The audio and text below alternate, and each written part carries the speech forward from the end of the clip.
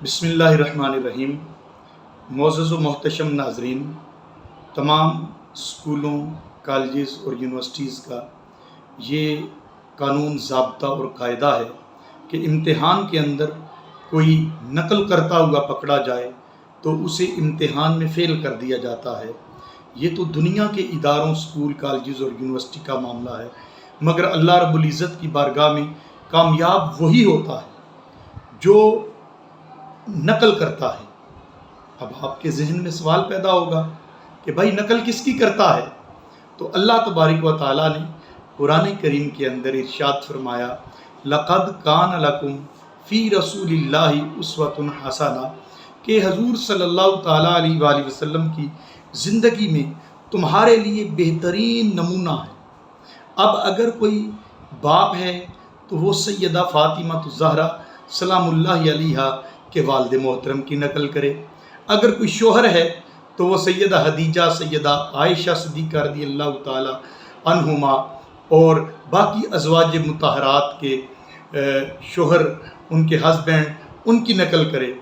अगर कोई सिपा सालार है तो वो बद्र हुनैन के सिपा सालार की नकल करे। अगर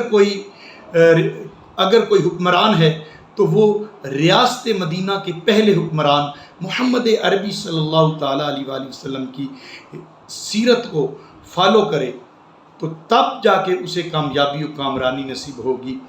अब सवाल जहन के अंदर पैदा होता है कि बाकी अम्बिया कराम, कमो बेश 1,24,000 अम्बिया कराम इस दुनिया पर तशरीफ़ लाए, तो उनको नमूना क्यों नहीं बनाया गया? उनकी ज़िंदगियों को रब्बे कायनात ने नमूना क्यों नहीं कहा? उन्हें रोल मॉडल रब्बे कायनात ने क्यों नहीं कहा?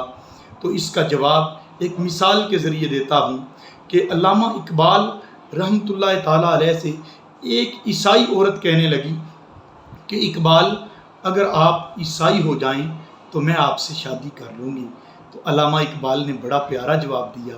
उन्होंने कहा कि बीबी, अगर मैं ईसाई हो जाऊँ तो तू सारी ज़िंदगी मेरे साथ शादी नहीं कर सकती, ना मैं तेरे साथ निकाह कर सकता हूँ। अगर तुझे शादी करनी है तो तू मुसलमान हो जा। वो औरत कहने लगी कि इकबाल, ये क्यों? तू ईसाई हो जाएगा तो शादी मेरे साथ क्यों नहीं कर पाएगा? तो इकबाल ने कहा कि बीबी, जब भी मैं कोई कदम उठाता हूँ तो उसके लिए मुझे अपने नबी की सीरत और सुन्नत दरकार होती है। जब मैं ईसाई हो जाऊँगा तो शादी करने के लिए भी अपने नबी हज़रत ईसा रूहुल्लाह अलैहिस्सलाम की सीरत और सुन्नत पर अमल करना मेरे लिए ज़रूरी होगा। तो अब उन्होंने तो सारी ज़िंदगी कोई शादी नहीं की। अब अगर तुझे मेरे साथ शादी करनी है तो तू कलमा पढ़कर इस्लाम कबूल कर ले, इसलिए कि मेरे नबी सल्लल्लाहु ताला अलैहि वसल्लम ने 11 शादियाँ की हैं। लिहाजा नबी अकरम सल्लल्लाहु अलैहि वसल्लम का रास्ता ही वो रास्ता है जो कामयाबी का रास्ता है, और हजूर सल्लल्लाहु अलैहि वसल्लम का रास्ता आपका उसवे हसना वही छोड़ेगा जो मंजिल पर पहुंचना ही नहीं चाहता। जो मंजिल पर पहुंचना चाहता है, चाहे उसका ताल्लुक माशरे के किसी तबके के साथ हो, किसी शोबे के साथ हो, चाहे वो तजारत करता है, चाहे वो मुअल्लिम है। अगर मुअल्लिम है तो मुअल्लिम इंसानियत को देखे, अगर वो ताजिर है तो उस ताजिर को देखे जिनके काम की वजह से, जिनकी अमानत और दयानतदारी की वजह से सैयदा हदीजा रज़ियल्लाहु ताला अन्हा ने उन्हें निकाह का पैगाम भिजवाया था।